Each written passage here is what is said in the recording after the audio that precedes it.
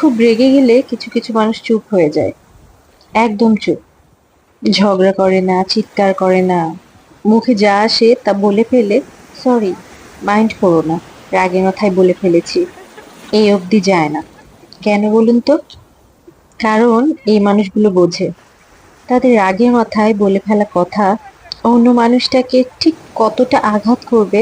তারা এটাও বোঝে সেই আঘাত বুকে বয়ে নিয়ে বেড়ার কষ্টটা কতখানি।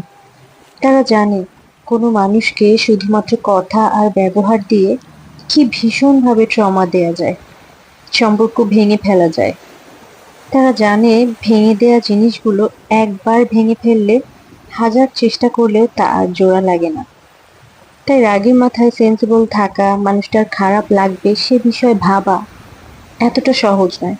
যারা পারে তারা জানে কি ভীষণ কঠিন এই কাজটি।